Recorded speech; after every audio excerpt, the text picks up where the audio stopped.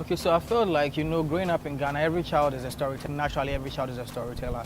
It started with times that we gather your friends around and then you go like to you tell a story.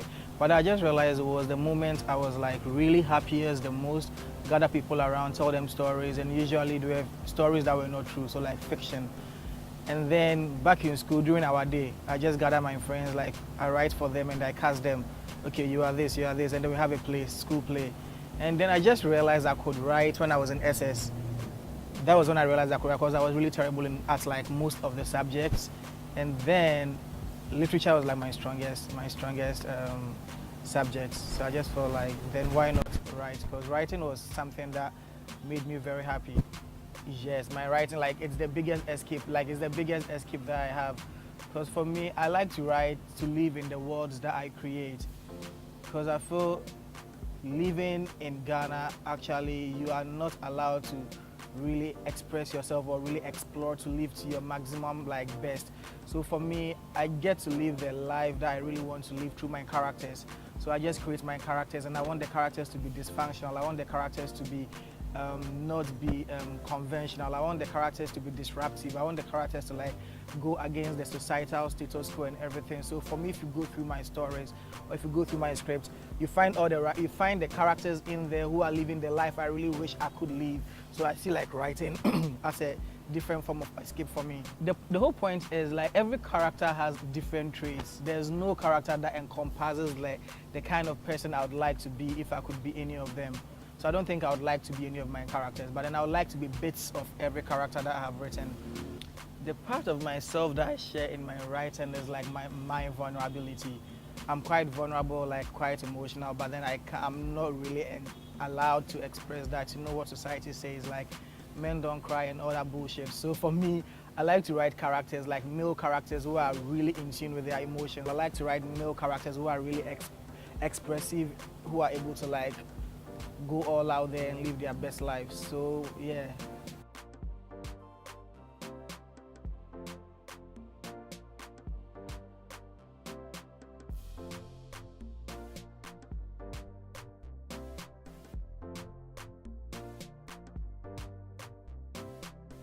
Who do I write for? I write for I write for everyone who's like willing to read. I write for everyone who is willing to adapt to change. I write for everyone who is willing to experience something new. Because I feel like we have a lot of stories that are not told. So with my style of writing, I mean, it's quite not the conventional way of writing, but I think I write for everyone who is not afraid to be themselves. And I write for people who actually do not have the voice to actually voice out what they are going through. So that's the kind of people I write for. It takes time. It takes time. There are times that it will take me like almost 2 years to write just a page of something that I've actually had in mind. And there are times that I just sit and like within an hour I could write like about 6, 7 pages. So I mean, it depends on the idea. It does a lot. So there are times that when I'm happy, I've realized, I mean, it's something I've sat to realize. There are times that when I'm happy, I read my script and I realize like this is coming from a happy place. And then when I'm sad, like you could tell that this is quite gloomy or this is quite moody. So like mood is actually a very important like factor when it comes to writing. But one thing I've actually realized as a writer, if you want to take writing as a career, you don't have to wait to actually be in a mood to write.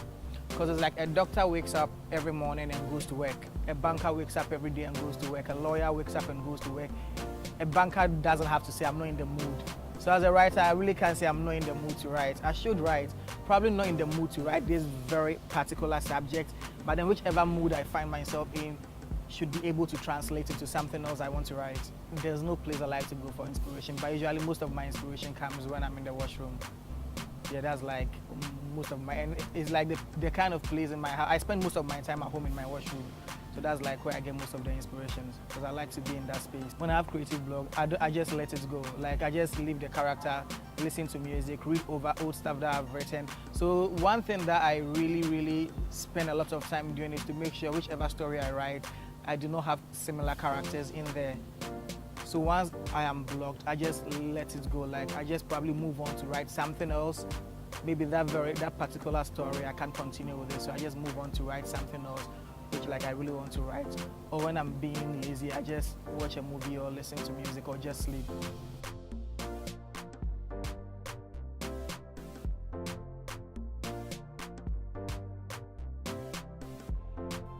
if I had the opportunity, I would change it. No, I don't think so. I felt like every story I've written in the past was quite relevant for that time. And I thought, even if not to me, it's probably relevant to someone else. So I don't think if I had the chance, I would change any story I've written.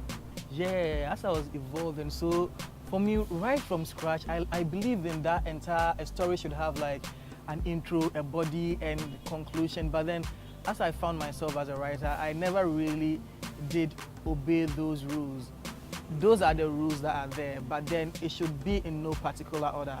So I just read some, and I realized I've really grown in dialogues. In terms of dialogues, I've really grown in terms of dialogues. I could read some of my dialogues from like 5 years, 6 years ago, and I'm like, oh no, I did not write this. But then I read my script today, and I realized, I've really matured when it comes to dialogue. So I feel like I can see myself growing, and then not to me alone, people around me. Of course, I have people who read my stuff for me, who edit my things for me, and then they walk up to me to tell me like, I have really matured when it comes to like storytelling, character development, scenes and everything. So I feel like there's some sort of growth over there. I know a particular piece is done. There's this sort of peace you feel, like there's this sort of conviction that you have, and you know that, this piece is done. And mostly when I'm writing, there are times that I actually start writing from the end. So I write from the end, like I write my end, and then I go back to write to meet it there. So when I write and I get to that point, I know a particular piece is done. But then when the piece is done, you know a piece is done. For me, it's like my go-to place to vent, to rant. Yeah, I am like, if you know me, I am the kind of friend who like people talk to, like I open up and people come to me and then I talk to them everything. But then when I'm like, no one actually believes Wackle is going through anything. Everyone thinks like Wackle is always the happy guy. I could be talking to someone and I'm serious and they go like, they still don't see the fact that I'm serious. So I'm just like, okay, then the only place I can go to vent is when I write. Okay, so creating Lucky for me was, it came in at a point when I didn't have much on my plate. So I met Kumi, and Kumi told me he had a story. So he came over to my former office and we spoke about it. He told me the story, he told me about Lucky. And I realized, Charlie, this is a story I really would like to work on. So I finished the entire script in I think 2 weeks or so. Yeah. When I was writing Lucky, it was like, this is the story. Because I could relate to like every character in Lucky. And when I look around me, there's someone who could relate to every single character in Lucky. It's either you're a character in there or it's either you have like people around you who were the character in Lucky. So for me, it was just like a representation of society. And one beautiful thing about Lucky is Lucky really talks about all the subjects that we actually pretend are not happening, but then things that are really happening. It talks about religion, it talks about family decision, it talks about sexuality, a girl trying to explore out there, it talks about feminism, it talks about identity, how to actually be different, it talks about mob justice, and it talks about stereotypes. So like Lucky talks about a bit of everything in society. So yeah, that's what Lucky is about. And I felt like it was at a time and a point that that story needed to be told. It was really relevant. Especially, I mean, this year, everyone was out there talking about feminism. Everyone was out there trying to find themselves. Everyone was out there trying to belong and find themselves in the space of being an individual and not falling in a group. So I felt like this year, Lucky was really relevant. It was a relevant story that had to be told.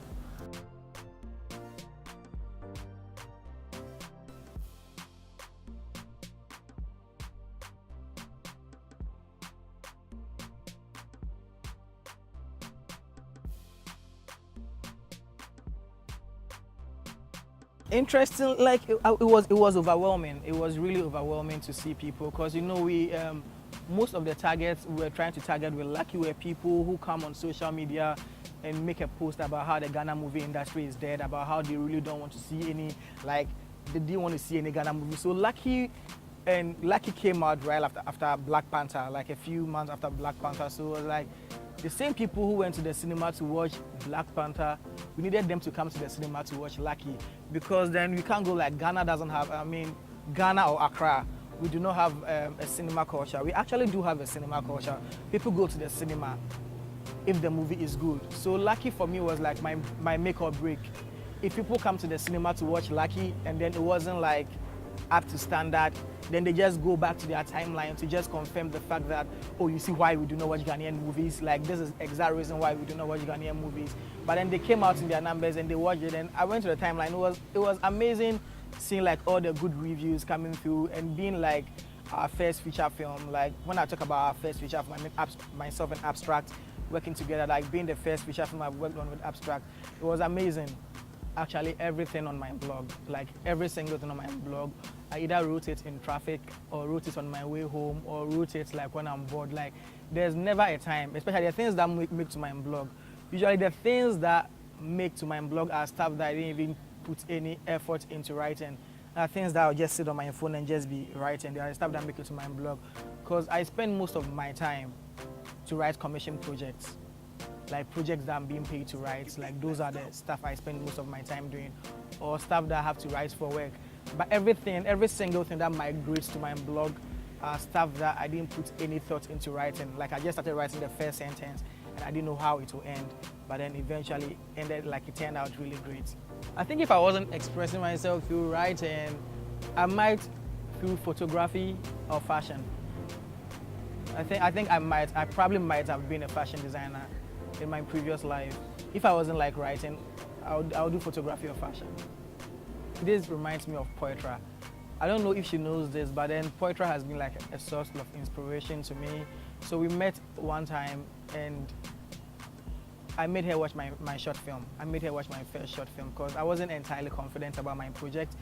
And she loved it. And she told me that, I told her like, yo, I'm not really ready to put this out. And she told me, listen, you are a writer even if you write for yourself. You should understand that even if you do not publish your stuff, once you write for yourself, you are a writer. And then if you do not publish your stuff for people to see, they will not see you grow. People need to see you grow. People need to see you make mistakes. People need to see you learn through your mistakes. Otherwise, you just can't write a masterpiece. There's no point in time that you actually ever write a masterpiece. You wouldn't know it's a masterpiece unless you compare it to your previous works. And then the best person to compare it to your previous works are your readers. So it just gave me the sort of confidence to start putting my work out. And then, yeah, so I mean, one sort of inspiration was, that's one thing that stayed with me forever. I mean, she told me that like, if you write for people or you write for yourself, you are still a writer. And then you still need people to see you grow, that's it. I mean, if you're a writer out there, post your work. No matter how terrible you think it is, it's not up to you to determine that. It's the readers who determine that, and it's beautiful if they see you grow. Yeah, there were times that I just wanted to like give up on writing and just get a normal job, like they put it. I mean, you know, writing is not fully considered a job in this part. Like there was a time I just wanted to just stop writing, work in the bank, like do anything that has to do with like what our parents consider profession but writing. Yeah, I mean, and I still feel that there are times that I wake up and that's all I feel like, yo, this is not really worth it. I mean, I'm not sure you'll just be writing in this space and then build that mansion you really want to live in. Writing in Ghana, actually, it's very difficult to be a screenwriter in Ghana and buy that mansion that you want or just buy that car that you want. And that was the exact thing I was ranting on my Twitter like 2 hours ago. If you go through my timeline, you see that I was talking about how people actually do not consider writing as a job here. That's why we have a lot of shitty movies out there, because a producer wakes up one day and he or she has an idea, right? And then she feels like, okay, I have this idea, so this idea can conceive into a story. And then in her head right there, she conceives into a story. And then she conceives it into a script. I mean, doing that, that's how we churn out like really terrible movies. I feel like as a person, if you come up with an idea, everyone has a story. But then it takes someone to actually write your story. Trust, every single person working has a story, but then not everyone can write their story. And I feel like it's about time producers actually appreciate the effort writers put in movies. You write for a producer and then you'll be amazed at exactly how much they really want to pay you. And to them, it's actually nothing. For them, they just want to fill the cinema. And then look all glamorous, come to the cinema, share the money amongst the actors and everything. Like, writers are the people who are really, really underrated when it comes to filmmaking in Ghana. Can't readily mention any screenwriter in Ghana who is super successful. Most of them are producers who write their own stories, who write their own films and produce. Mention Shelley. She's amazing. She writes all her films. She produces them herself. Layla, she does the same thing. Blitz, Burial of Kojo, amazing movie. He wrote it and produced it himself. So you can't readily call out one screenwriter who is doing amazing, who is living just by writing. So it feels like to be a writer, you just need to learn other crafts. Either you just learn to direct, you learn to produce, you learn to edit, then you can become like a full-blown filmmaker. That's the only way you can be successful in this Ghana. You just can't sit out there and call yourself a screenwriter and expect to be successful. The whole point is that they won't pay you. You have to chase them for your money. But then they will pay all these actors who come, forgetting that without the screenwriter, without the script, the actors are coming to do nothing. It's just blank pages. But then they really won't pay you, and you have to chase them for the coins that they are going to give you. And then imagine being a screenwriter. How many films do we make in Ghana? I mean, imagine getting one of your film produced. The whole of this year, I've worked on just Lucky. Okay, so as a writer for Lucky, how am I supposed to live? Lucky premiered in September. September till December, how am I supposed to live? January till September. So you feel like it's about like you can't be a screenwriter in Ghana and survive. You really can't be. I don't think I really motivate myself through these times. Whenever I want to give up, I just think of why I started, that's all. I mean, whenever I want to give up, I just think of why I started. And then it still keeps me going. I mean, with what I've experienced so far, listen, the rights network is everything. And if you want to be a writer, everyone can be a writer, but then just get formal education in whatever you want to do. Get formal education, because that's what is going to put you above the rest. You feel me? Just get formal education. And then networking is everything. Go online, look for workshops, attend workshops, explore, collaborate with other writers. That's one thing creatives really don't do more. I just feel like the cycle is breaking. The new generation, we are changing things. We are working together. Creatives are coming together. Writers are coming together with cinematographers to make projects. Writers are coming together with photographers to shoot concepts. So just from the scratch, this is something I wish I knew when I was starting. I would have collaborated more, work with other people from other different disciplines in creative fields. So yeah, if you're an upcoming screenwriter, if you're an upcoming writer, I just feel like it's the time to collaborate more.